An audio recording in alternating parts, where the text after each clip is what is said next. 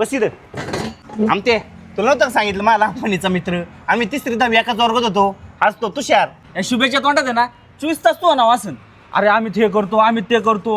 एक दिवस मला म्हणला होता योग आला ना आम्ही सगळं नक्की तो भेट घालून देत. खरंच राव भेटून लय भारी वाटलं. बरं ऐका ना तुम्ही दोघं जेवण करून घ्या मी आलोच एक थोड्या वेळात. बेकार स्वतःला बिल द्यायला लागेल ना म्हणून निघून गेला. भीक मग याची लायकी का काय रे शिवाय दिल्या ना तू त्याला मागून? नाही खरं बोला तुला लोकांना तोंडावर गोड बोलायची आणि मागून शिवाय द्यायची सवय आहे ना? अरे नाही बाबा अरे देवले मी पण लोकांना मागून लय शिवाय देत असतोय आणि तोंडावर एवढं गोड बोलतो ना. लोकांनी म्हणलं पाहिजे याच्यासारखा माणूसच नाही.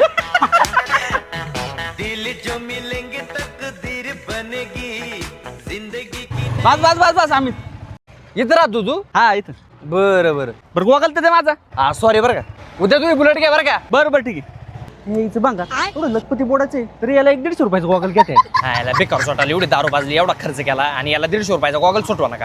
एखादा म्हणला असा राहू दे तुला आज हा जागीरदार आणि मला गाडी गाडी म्हणतोय कंटा उद्या बुलेट काढतोय. राहते तर झोपडत आणि बुलेट वापरते याची लायकी काय माणसाने ना आतरून बघून पाय बसरा.